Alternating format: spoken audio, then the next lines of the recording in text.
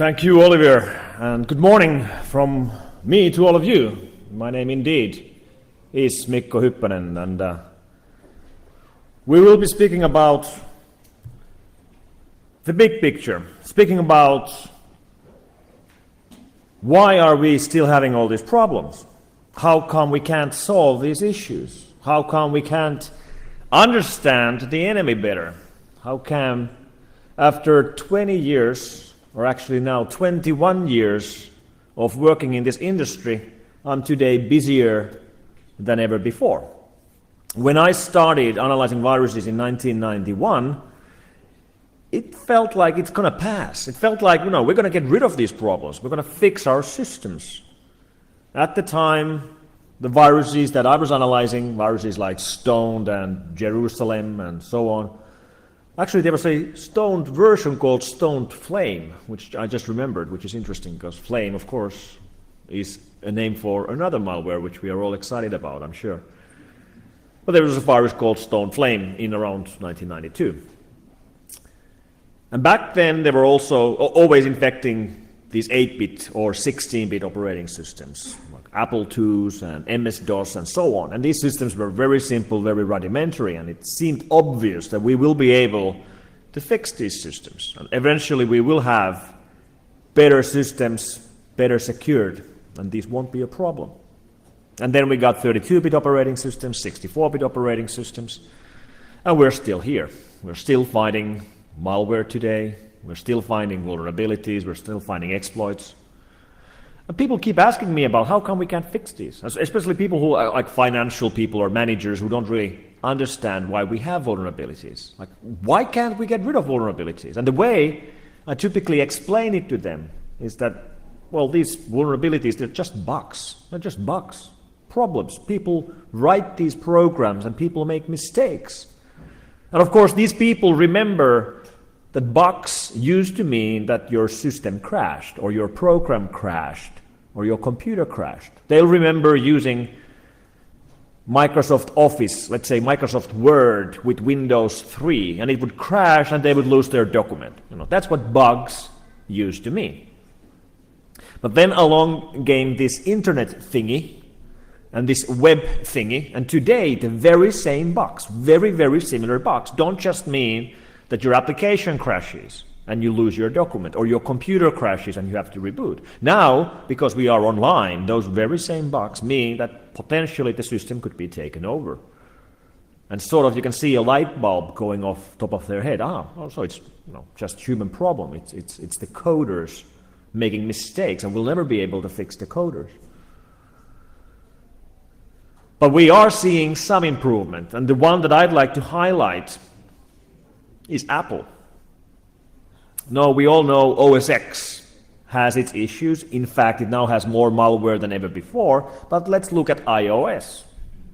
Our iPhones, iPads, iPods. iPhone will be 5 years old next week. 5 years, one of the most visible devices on the planet.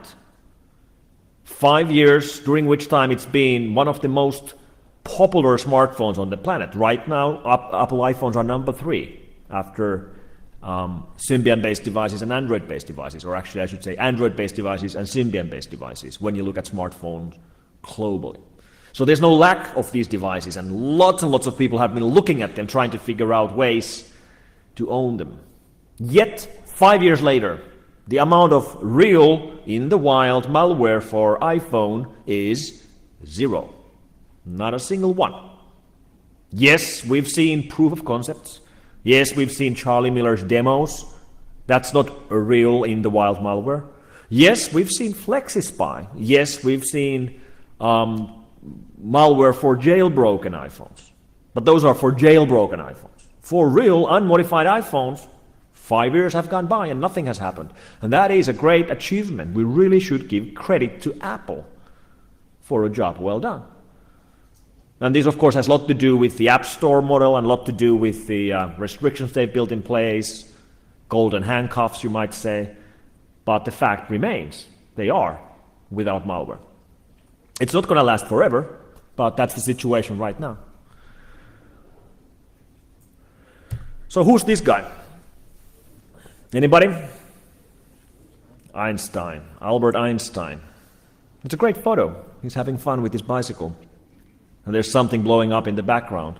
And I wanted to bring this image here to get some perspective of the long run, like what's really happening in our world. Because I claim nuclear physics lost its innocence in 1945. That's when we, the mankind, used it as a weapon. That's when we blew up bombs. And I claim that computer science lost its innocence in 2009. That's Stuxnet. That's when Operation Stuxnet started, late 2008, early 2009, with US President George W. Bush signing a cyber attack program against the nuclear program of Iran. So there's some perspective for you. We have attacks like Stuxnet, like Dooku, like Flame, attacks launched by governments, militaries, and intelligence agencies. And we sort of take this now for granted, because we've been speaking about these problems for the last 3 years, and I'll speak a little bit more about them as well. And we have a presentation about Stuxnet later today, which is great. But just imagine, if somebody would have told you 10 years ago that in 10 years we will, for real, see cases where governments are writing malware to attack other governments. Governments are writing malware to attack their own citizens. And here I'm especially looking at the Germans using RTD2 to spy on their own people, as well as the totalitarian states in the Middle East. That governments would be moving most of their espionage operations from the real world to the online world with APTs and what have you. And that for real, governments would be attacking the nuclear systems of another government with malware. 10 years ago, if somebody would have told you this, would you have believed it? Because I wouldn't. I would have told you that, that's not going to happen. That's a movie plot. That's a Hollywood story. That's Die Hard 4. And yet, that's exactly what's happening right now for real. There's a lot of talk about cyber war, cyber warfare, cyber arms race. Of course, we don't have a cyber war, because wars are wars which are fought between people, and nobody has announced a war between different countries. But definitely there is something big going on. But this is, of course, not the full picture. Not nearly all of the problems are like this. In fact, the most likely mundane problem you're going to run into are the attacks launched by the criminals, the ones who want to make money. And I strongly believe that if we want to have any hope at all in defending against these attacks, we first have to understand the enemy or the enemies. We have to understand who's doing these attacks. We have to understand what do they want, and we have to understand why they're doing these attacks, because we have completely different attackers. So the way I like to group different attackers is based on their motives, like what makes them tick. And that brings us three main groups. And yes, there are some other fringe groups, but the big split is between criminals, hacktivists, and governments. And I did a study on, for example, the level of skill on extremists, like terrorists groups, like real terrorists, like Al-Qaeda and guys like that. I researched this earlier this year, and as a result of that research, I'm not including them here. They potentially could be the fourth group, but not yet. Their skills are in the hands of very few individuals with those groups, and there's really no danger at this very moment, as far as I can see, from cyber terrorism. But eventually it could become a fourth group. And of course we have some smaller groups as well. But the big split is, first of all, criminals, the biggest group, the most likely one to hit you. Second of all, hacktivists. Third of all, governments. So what's the motive? Well, for criminals, it's very easy. It's money. And everybody understands that as a motive. Money makes the world go around. Money makes people do whatever. And if you can become rich by writing viruses, well, somebody's going to do it, right? And many people are doing it. And this is what makes hacktivists different? Movements like Anonymous, they are not doing their attacks to become rich. They are not looking for money.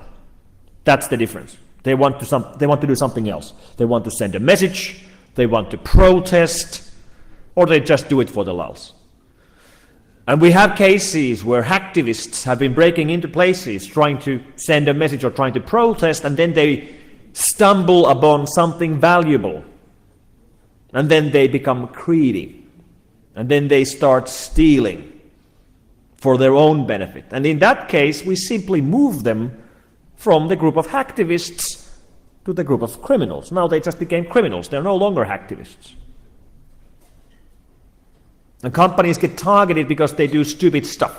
Most of the cases where organizations and governments have been targeted with low-orbit ion cannon attacks or targeted hacks by movements like Anonymous, they were basically asking for it. And let me give you just one example.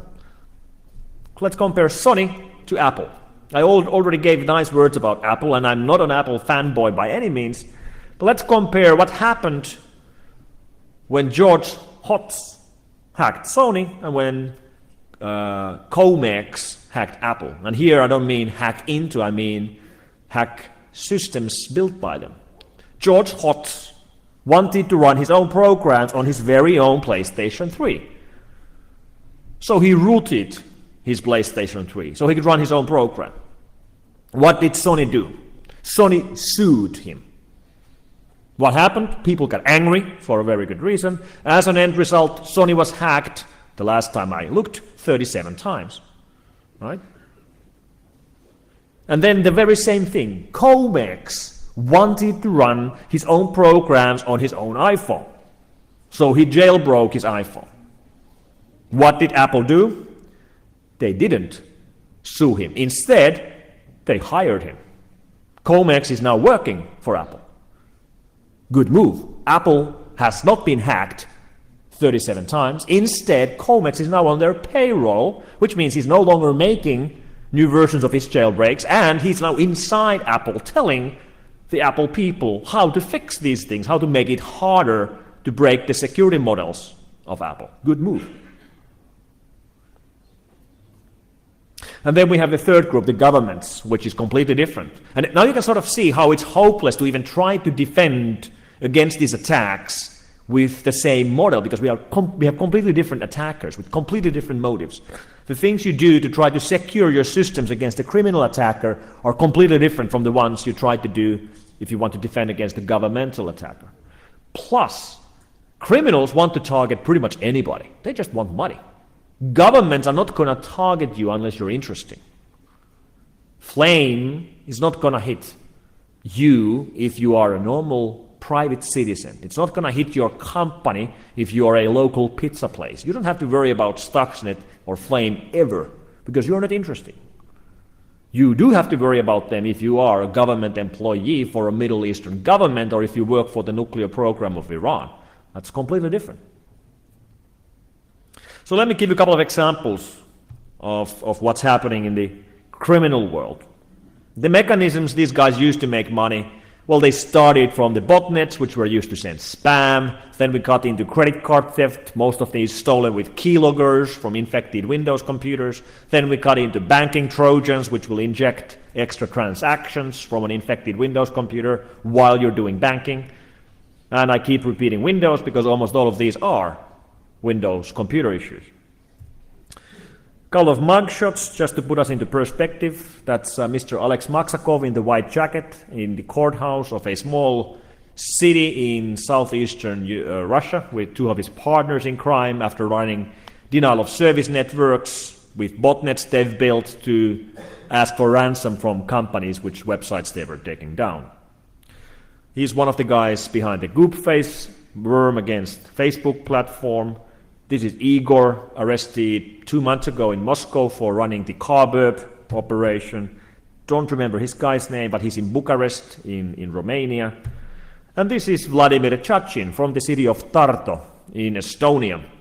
And Tartu is the second largest city in Estonia. And Vladimir We first noticed him when he was running this company in around 2005 and 2006. He was running a domain registrar called S-Domains and a hosting company called S-Host and an internet operator. And this was a criminal internet operator run by criminals for the criminals. So he was, for example, providing bulletproof hosting and domain registration services where if you were a criminal and you needed to have a website, for example, to have exploits to own people, or you wanted to have a website so you could sell stolen credit cards and bank accounts, criminal stuff, you would register his domain and you would host with Vladimir, and he would guarantee that you will stay online. If there were complaints about your website sent by certs or sent by security companies or even by authorities, he wouldn't shut you down. He would only increase your billing, right? So the more stuff you did, the more you generated complaints, the more you had to pay. But if you kept paying, you stayed online. Very clever. He ended up selling around 265,000 domain names, which were basically all sold to online criminals. Which actually, if you will look at Estonian newspapers at the time, this is the top 100 fastest growing IT companies in Estonia.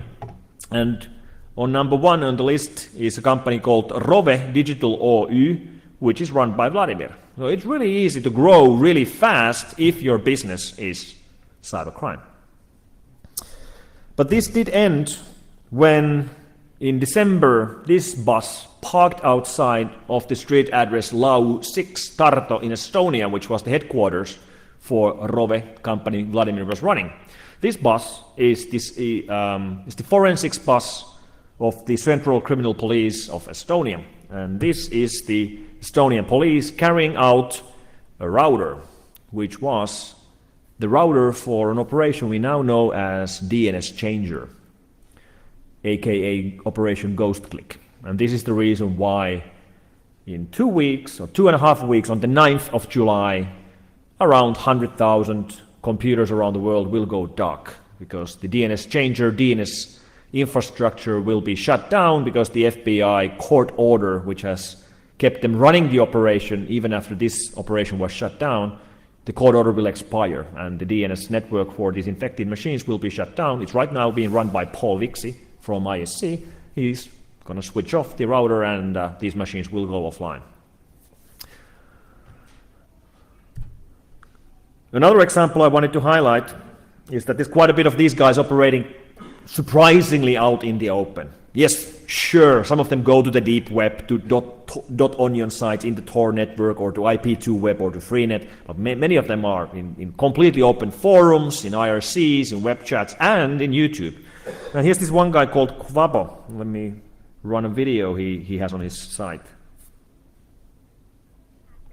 I am promoting Guapo's professional DDoS service. We are here to provide you a cheap professional DDoS service. We have been running this service on hack forums for months and serving a few huge companies outside of hack forums. We DDoS huge company websites to small personal websites to private game servers. Our prices are based on how huge and protected the website or server is. We are open for short to long-term jobs as we are capable of handling the job for days, weeks, and months. So if you're interested in a service of shutting down somebody else's website, the URL is ddosservice.org.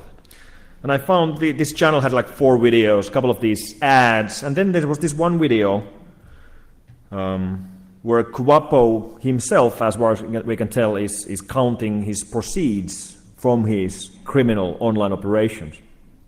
And those are $100 bills. So it looks like a lot of money, but we have to remember that the value of the US dollar has been going down, so it actually isn't that much. It's like 50 euros, I think.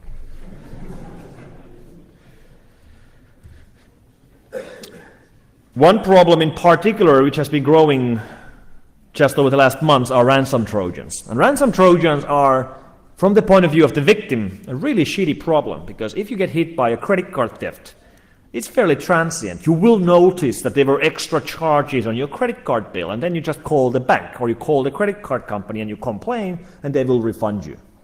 Or if you get hit by a banking Trojan, especially for home users, the banks will refund you because they don't want people moving away from online banking back to real world banking because that won't work anymore. But ransom Trojans are a different thing, because ransom Trojans will directly, permanently hurt the end user. And ransom Trojans, like most of today's Windows malware, is being distributed through exploit kits. Exploit kits like Black Hole. Black Hole, manufactured and sold by Russians, going price somewhere in the range of $2,000 right now. It's a turnkey solution. You buy the kit, you hack a website, SQL injection, PHP, holes, what have you, and then you drop Black Hole onto that website and there you go. Now anybody who visits that website gets a perfectly normal website. It looks, operates normally, but they get a series of exploits launched at them.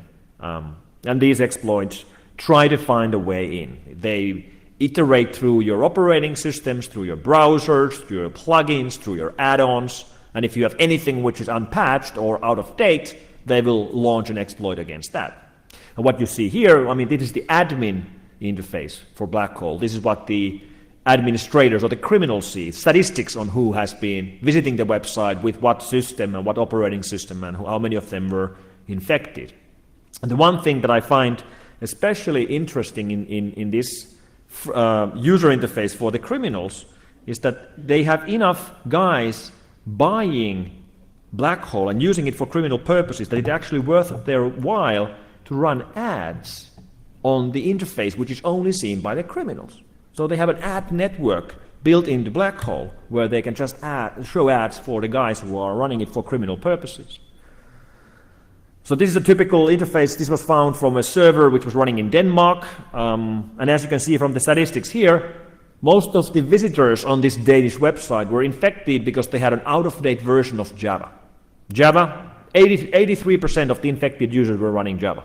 Then an out-of-date Adobe PDF Reader plugin for Adobe Reader 8 or Adobe Reader 9. Adobe 10 is actually much better here. Or an outdated version of Flash. But Java continues to be one of the main mechanisms people get infected on their Windows computers, or now increasingly also on their Mac OS X computers, where Java exploits are already becoming a bigger problem. So, what to do? I always say, friends, don't let friends run Java. Get rid of Java.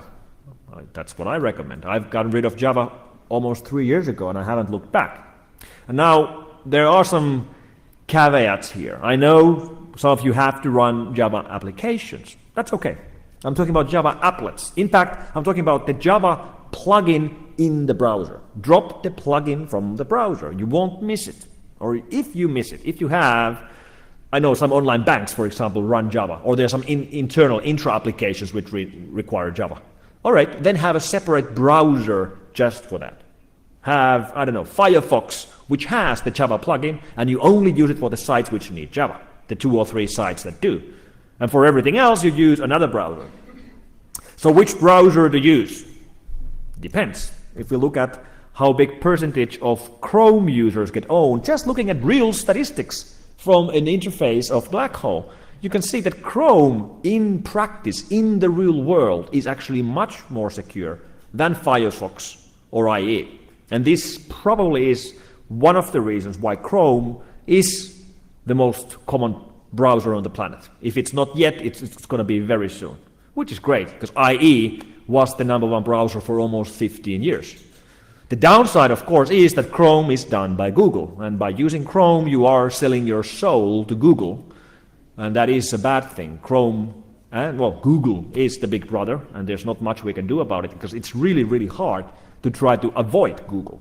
I know, I've tried. It's really hard to stay away because the services are great.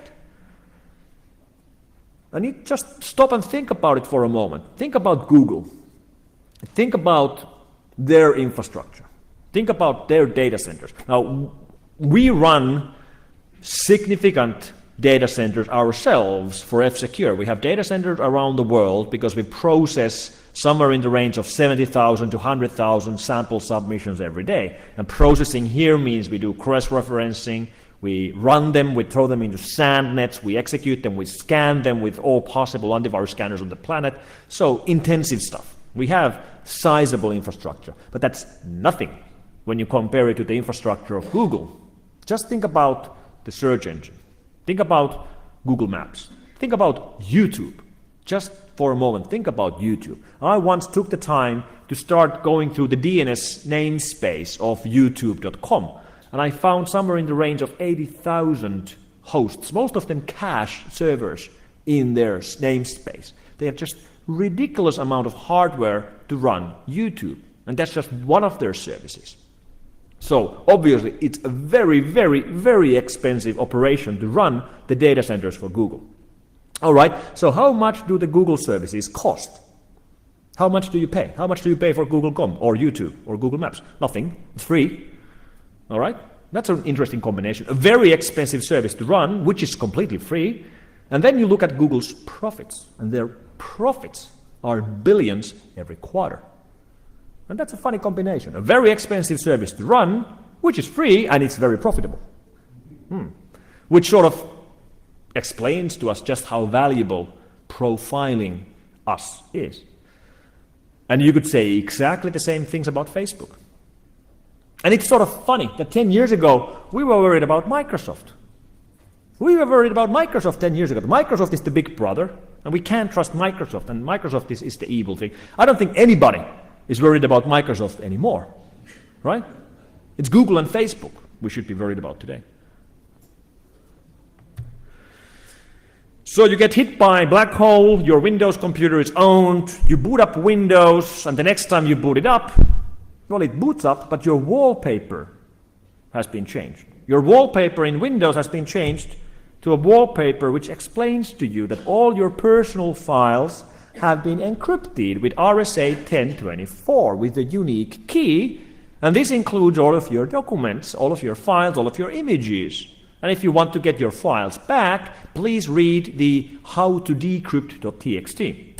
And when you open up howtodecrypt.txt, it explains in detail that we went through your local hard drives, we went through your shares, we went through the network, and we've found all the doc, XLS, PPT, PDF, JPEG, and TXT files, and we've encrypted them. You can't access your files anymore, and it's all true. That's exactly what they've done. And they've implemented RSA 1024 correctly. There's no crypto vulnerabilities we could find. And then they explain that if you want to get your files back, please pay $125 by contacting filemaker@safemail.net and sending this unique key generated from the encryption key on your computer.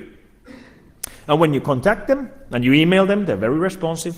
You send them 125 over the uCache mechanism, they will send you back a program which will decrypt your files for real. So at least these guys are honest criminals. Right? And that's the reason why we haven't shut down the email address. Normally we would shut down an address like this. Address is used by criminals. We haven't. This address still works today. Why? Because we know there are victims out there who have to be able to reach out to these guys so they can pay them to get their files back. And as much as I hate the idea of paying these clowns, it's still the better option out of losing your files. Because we've had people contacted which they've lost their email history, no backups. They've lost their holiday pictures, no backups. They've had their company infected, encrypting local area network, and the backups are from last month. And these guys would have been happy to pay much more than 125. And of course the solution here is backups. One, of course, solution is running something which would actually block this from infecting your system. But you can see how it's different from banking trojans or credit card theft, where you basically get the money back if you just complain about it. Here, you lost your files. But this is an extreme case. This is called GP code. It's very blatant. It actually tells you that we are the bad guys. We took over your computer, you have to pay us. There are other similar ransom trojans which are much more clever on how they play with the user. For example, you boot up an infected Windows computer and it boots up. But then it stops just before Explorer comes to the page. And instead of actually being able to access your computer, you get prompted by copyright violation. Copyrighted content detected. Windows has detected that the content you're using was downloaded in violation of the copyright. So you are now being sued by Motion Picture Agency and RIAA and the Copyright Alliance. And they have a lawsuit against you. There's a PDF file which has your information, evidence list. They list all the MP3 files you have on your hard drive, all the movies, all the torrents, your IP history, your type of violation. And you can sort of see how people are feeling a sting in their heart. And, oh shit, I do have some MP3 files on my hard drive. And you have only two actions. You can either pass the case to court, so you can fight this in court, or you can press this settle the case in a pre-trial order button, which basically means you can pay and get a license for your MP3s and movies with the credit card. And no, this isn't really the MPAA or the RIAA or the Copyright Alliance. But you can see why people fall for this, because they know that these copyright agencies are playing really hardball with their tactics. So it's plausible, but it actually isn't real. And the last example, you boot up your computer, it won't start up, just like with the previous Trojan, it stops in the middle of the boot, and then you get prompted by the FBI that they have found porn, child porn, zoophilia, and child abuse images from your hard drive, and your computer has been used to send out spam with terrorist motives. And to unlock the computer, you have to pay a fine, $100, right? And the interesting thing here is that if you take the very same computer out from the United States and you bring it, for example, to Germany, and you boot it up again with a German IP, then it's auf Deutsch. Bundespolizei, Achtung, Achtung. And the price just went up from 100 euros to 100 euro, right? In fact, you keep taking the very same computer to different countries. It always changes. That's Spanish and Swedish, Luxembourg, Italy, Greek, Germans, and France, right here. Office Centrale, whatever. I don't speak French. But even the Finnish version, they have a version targeting us Finns. And there's only 5 million of us, right? So we're not a very big target. Yet they've localized it. And the Finnish language is great. I mean, there's no typos or nothing. They've had someone do it professionally.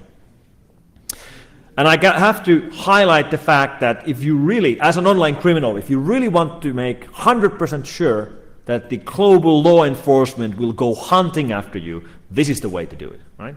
This is the way to make sure all the police will want to find you. And we, by the way, know at least 2 guys, Russians, who are involved in this case, so they will be going down. A couple of words about banking Trojans and the money mechanisms there. Most of these are being run by Zeus or SpyEye, nowadays SpyEye, which has become the leader in the field. And they are being sold online. Here's Kribodemon, or somebody using his nick at least, who's the guy behind SpyEye, another Russian guy, selling SpyEye. The prices you see here are US dollars, or actually web money, but that's US dollars. So $2,000 for this base kit. Firefox injects for another $2,000. RDP functionality for $3,000. Opera and Chrome form grabbers for $1,000. But all upgrades are free. And the compatibility between the configuration file of these banking Trojans is great now. You can use the very same configuration file for Zeus and SpyEye, where you can just configure which bank is being targeted, which has created a market for guys like these. This is Fakade selling Zeus Trojan setup. So he's not selling the Trojan. He's just selling the customization and tailoring of the Trojan against a specific bank. So, and it comes with they will find, you tell them, I have Zeus or I have SpyEye, I want to target this bank. And they will look at the interface, they will look at the different versions, they will get an account in the bank, they will do online banking, they will tailor the scripts to work with that particular bank, to do extra transactions or to change the account numbers on the fly when somebody's doing banking there from an infected computer. And this is 500 euros. And it comes with a full 24-hour support. They will update the scripts if the bank changes the interface and all that. Great services. You don't really have to do anything at all by yourself.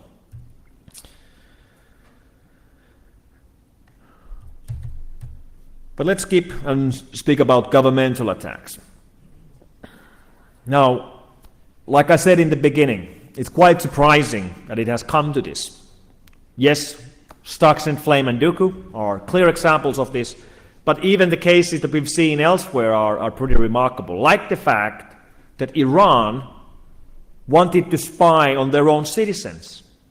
And they did that in very large scale by their government-owned ISPs, which were monitoring inbound and outbound traffic, which led to the situation that dissidents and revolutionary people inside Iran started using encrypted services and started using email providers outside of Iran so that they couldn't be monitored.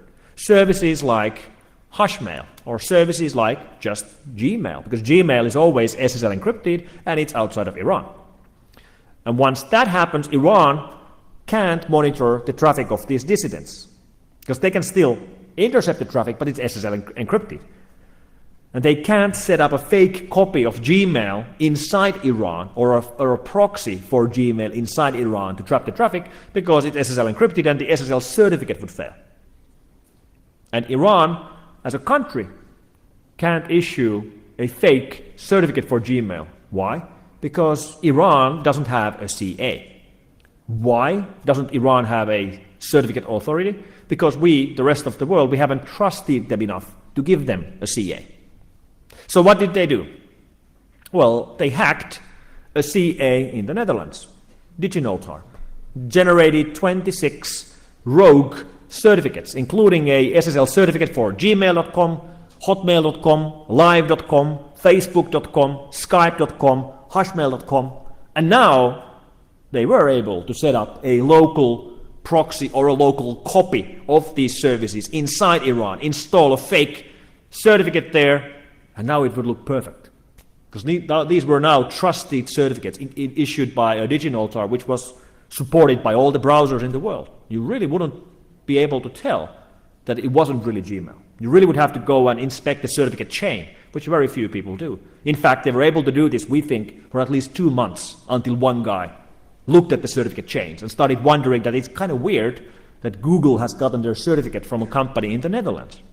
And that's how it started unraveling. And by the way, we actually believe that people died in Iran because of this hack. Think about that. So when Stuxnet was found in 2010, and then when we later learned that it was already started as an operation called Operation Olympic in 2008, it was a real game changer. I just finished reading the book Confront and Conceal, which is the book by Robert A. Sanger, editor for New York Times, which is the book which breaks the story where U.S. government takes the responsibility for Stuxnet, which is interesting indeed. U.S. government is now investigating who leaked this information. They're not denying. They're not saying that, no, it's not true. They just want to find out who leaked it. And of course, it wasn't leaked by accident. It was leaked on purpose. Why? Well, I don't know, something probably to do with the fact that it's election year in the United States. Call me cynical, but that's what I believe. But before we had this for a fact, we already knew that Stuxnet was targeting the Natanz nuclear enrichment lab in Iran. We knew it for a fact. How did we know that? Well, it's an interesting story. This was uncovered mostly by Ralph Langner, who did the analysis of the cascade structure code inside Stuxnet, because Stuxnet only operates if it finds this very specific cascade configuration of high-frequency power converters. And the configuration has to look exactly like this. There has to be 4 high-speed configurators by each other in this very specific structure, sort of like Fibonacci sequence, but not exactly. And if it doesn't find this sequence, it does nothing. And this is very unique. I don't know much about nuclear enrichment centrifuges, but experts tell me that this is highly unique. There would probably be only one place in the world which would have a setup like this. And that's what it was looking for. So the question becomes, does Natanz have a cascade of high-frequency power converters spinning centrifuges, or does it not? So how do we find out? How could we possibly find out if Natanz has a configuration of centrifuges which would look like this? Well, one solution is to go to this website, I don't know if you visit the website of the Iranian president very often, but if you would find out that President Ahmadinejad has a collection of photos on his page. Photos of when he goes and visits places. And in 2008, he visited Natanz. And here's a photo from inside Natanz, and this photo is from the president's own website. Even better, there's a photo where he's walking by the centrifuge. These are the centrifuges, right? These are the centrifuges which blew up by Stuxnet. And if you look closely, you can see that indeed they are 4 by each other. That's interesting, but it doesn't tell us much yet because there's no way to calculate how many there are, and you won't be able to see the actual cascade structure because that's just logical structure. There's nothing physical to see. So close, but not exactly what we need. But if you keep looking, you will find this photo.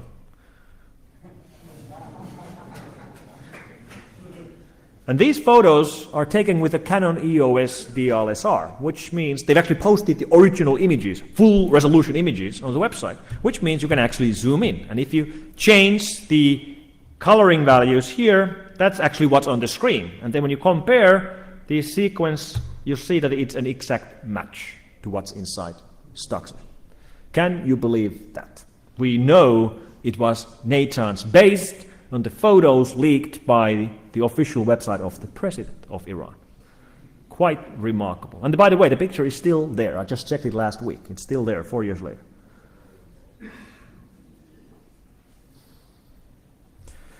I actually went and tried finding out how long it would take me to find a copy of Stuxnet from open sources. It took me 3 minutes to find a copy of Stuxnet, just like that. So the risk of somebody going and actually modifying Stuxnet exists as well. It's not a very easy thing to modify. It's not trivial. It's far from trivial. But obviously it would be easier to modify it than to recreate it from scratch. Which brings us to Flame. Now, I wanted to find some image about flame or fire or something which would nicely ties in to all the talk here. The best image I could find was this.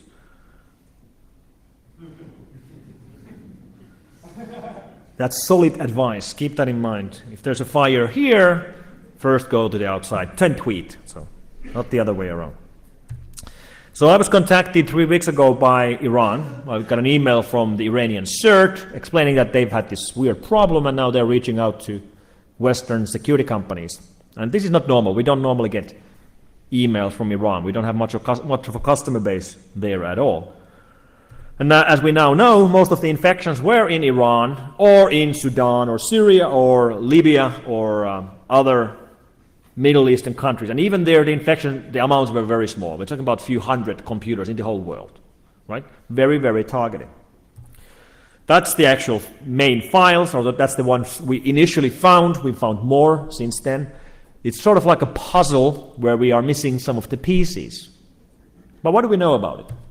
Well, we know it's highly unique. We know it's using weird certificates. We know that it connects to a series of websites. These are the control servers. Many of these are being named so that if an admin is looking at firewall logs and he sees a machine connecting to NVIDIA drivers.info or something like that, they would probably think it's just some update server. It's not. These are the servers used for traffic by Flame.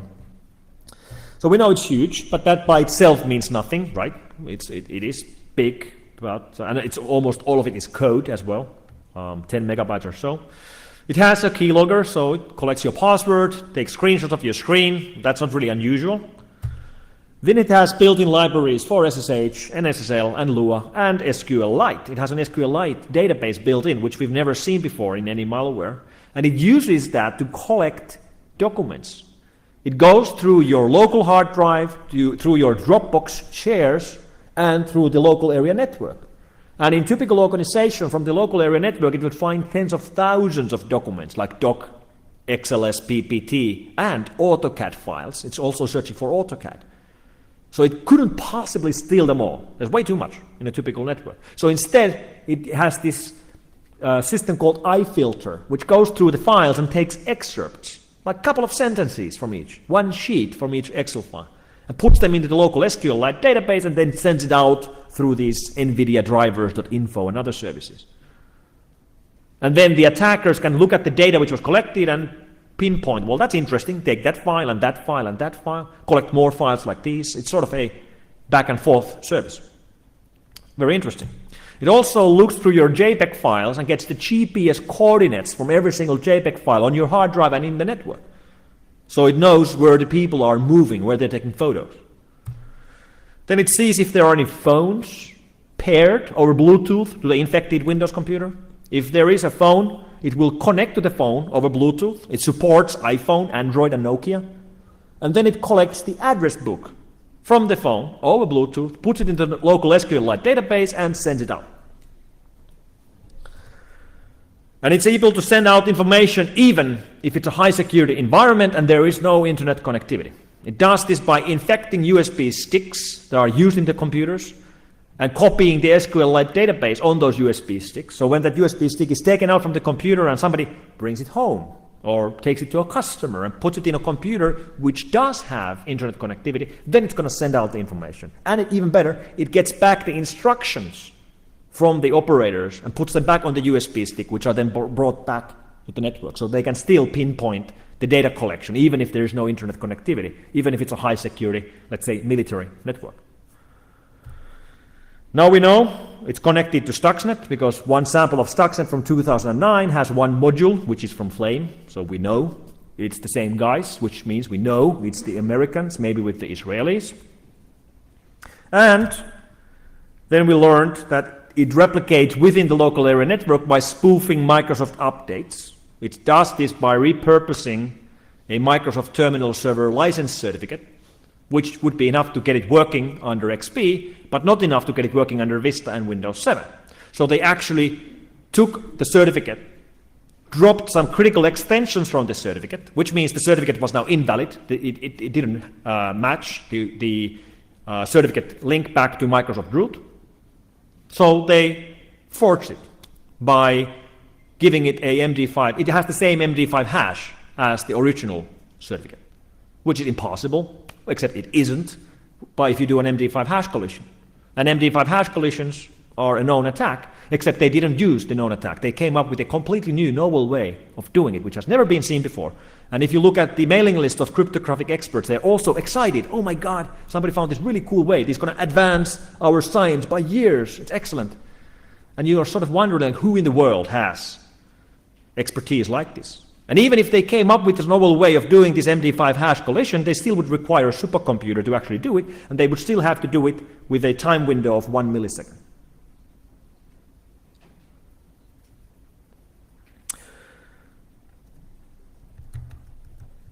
So I'll just summarize that by pinpointing this press release from June 11th, that's 2 weeks ago. This is Northrop Grumman, one of the largest defense contractors in the world, I think the second largest in the United States. These guys, Northrop Grumman, Booz Allen Hamilton, Boeing, or SAIC, they all work heavily with the US government, with the US military, with the US intelligence. And this press release from June 11th mentions that they just been awarded a multi-million-dollar contract for cyber security services with an organization called Maryland Procurement Office. And I've never heard of this organization before. Maryland Procurement Office. They procure stuff in Maryland. I wonder who these guys are for real. Well, let's Google for them. Here they are. That's their address. Let's take a closer look. Where exactly is this? All right. I see. Maryland Procurement Office. Shares the office with NSA. So I'll repeat. Nuclear physics lost its innocence in 1945. Computer science lost its innocence 3 years ago. Thank you very much.